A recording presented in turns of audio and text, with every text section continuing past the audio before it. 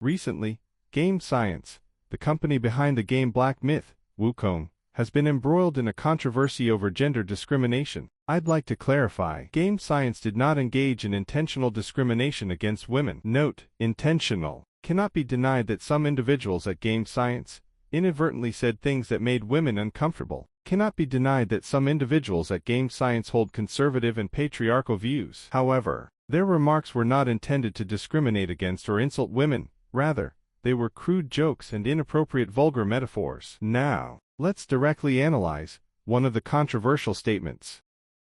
For example, this game developer's statement has caused a lot of controversy. The direct translation of this sentence is, wanting to break into the circle to make more people aware, thus hiring a few more employees, but got licked until unable to get an erection. Firstly, it's important to clarify that in Chinese, licked not only carries its literal meaning but also another meaning, referring to excessive flattery, sycophancy, and praise from one person to another. This term is often combined with another term, kneel.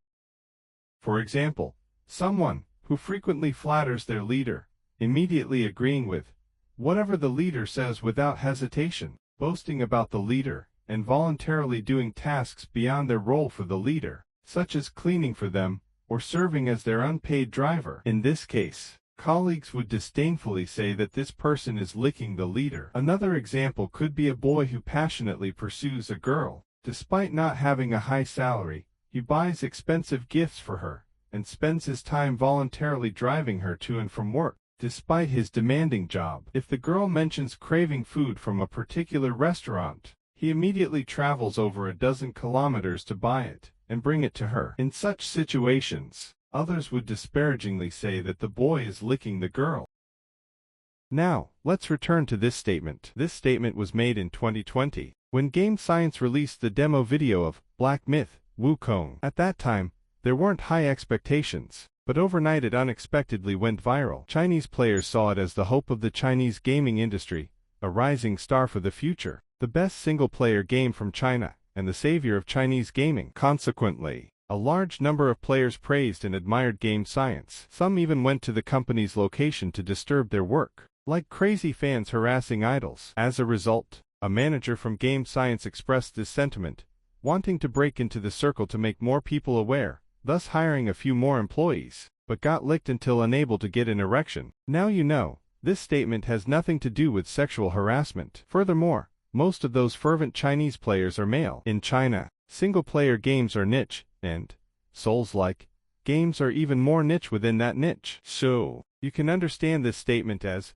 male players excessively licking another male game developer until he cannot get an erection. Therefore, this statement does not contain any discrimination against women. However, I admit that women would certainly feel uncomfortable upon seeing this statement. Then some people unearthed another game developer's remarks from 2013. Note, 2013. This passage is quite lengthy, focusing on criticizing the gaming industry, and includes numerous industry jargon and slang terms. Translating it is quite challenging for me. The passage indeed contains some gender biases, such as the assumption that male players enjoy using heavy machine guns to spray bullets while female players prefer pretty handbags, and the developer's dislike for boy love content. However, there are other implications in this passage. The developer is critical of certain game creators who attract female players to games, thereby also attracting male players who pursue women. He believes games should be made exclusively for men. Next, what I want to say is, firstly, this statement was made in 2013, which was 11 years ago now. Everyone, it's been 11 years. Can you honestly say that your current thoughts are exactly the same as they were 11 years ago? Can your words and actions from 11 years ago represent who you are now? Absolutely not, right? People's thoughts change. Past words and actions cannot represent the present. Take myself for example. Several years ago, I was a nationalist, but now I am a social democrat. Imagine living in a world where everyone's past words and actions are dug up and criticized. How terrifying would that be? For instance, 11 years ago, maybe you were just an ignorant kid, and out of curiosity or mischief, you peeked under your teacher's skirt. Now, someone digs up your past actions from 11 years ago, and criticizes you as a pervert, a harasser, disrespectful to women, ruining your reputation, even costing you your job and damaging your career. Is that fair? Here's another example. Suppose someone is far left-wing and supports accepting refugees. However, one day, they themselves are robbed by refugees. Perhaps after this day, they immediately become right-wing. Secondly, not only in 2013, but even now, some Chinese game companies believe that attracting female players into games can also attract male players who are interested in women. Therefore, they incorporate elements such as boy love, handsome men, beautiful costumes, and even player marriage systems into their games. This game developer Yang Qi couldn't stand this situation, so he made some comments that were considered gender discriminatory. In China, there still exists a significant amount of traditional conservatism.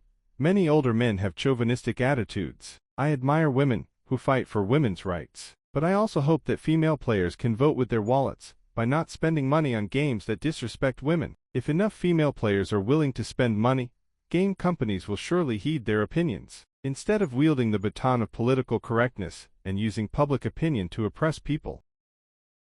Now I observe a troubling situation, where political correctness has become a shackling force on creators. Creative freedom is being infringed upon. For instance, in the recent game, Assassin's Creed, set in ancient Japan, the protagonist is portrayed as black. This is simply absurd. To give another example, imagine if Japanese developers created a game set in ancient England with Robin Hood as the protagonist, but Robin Hood was portrayed as a Muslim Arab. This would be disrespectful to both the English and Arab people.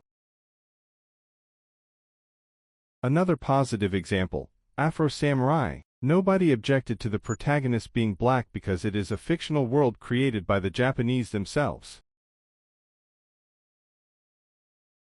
Regarding the impact of political correctness, what I want to say is, in movies, games, comics, and novels, cultural works are meant to fulfill people's fantasies. They fantasize about sexy and beautiful female characters, and handsome and strong male characters. If I want to see characters with average looks, why wouldn't I just go out and look at the streets directly?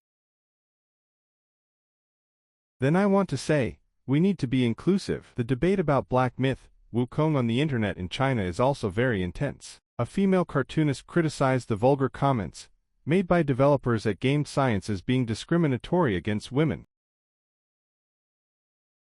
However, people discovered that she had also made vulgar comments in the past.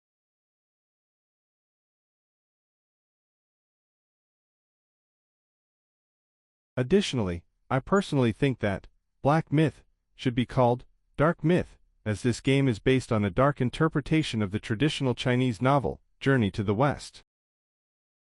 Finally, I would like to express a few of my views. 1. Once a work is created, it becomes independent and has no connection to the creator. The interpretation of the work is up to the audience and readers. The creator does not have the final say in interpretation. For example, the founding fathers who wrote the American Declaration of Independence mostly owned slaves. Does this mean we should dismiss the Declaration of Independence as nonsense, especially its claim that all men are created equal? By the way, you cannot hold ancient people to modern moral standards. Another example is Till Lindemann, the lead singer of Rammstein, who was exposed in a sex scandal. Does this mean all of Rammstein's songs should be criticized and boycotted? The great philosopher Nietzsche once wrote, "When you go to woman, don't forget the whip." Does this mean Nietzsche's philosophy is worthless? 2. The values depicted in a work may not align with the creator's personal values. Most great creators are metaphorically schizophrenic. For example, a talented writer can simultaneously portray both a serial killer and a loving mother. The writer who created Hannibal did not eat human flesh, and the writers of Breaking Bad did not deal drugs. 3. Creative freedom must not be infringed upon. 4. Creators should stick to their true selves and not be swayed by external voices. Some groups may be small but loud, and creators should not let their voices cause disturbance. I'd like to introduce myself.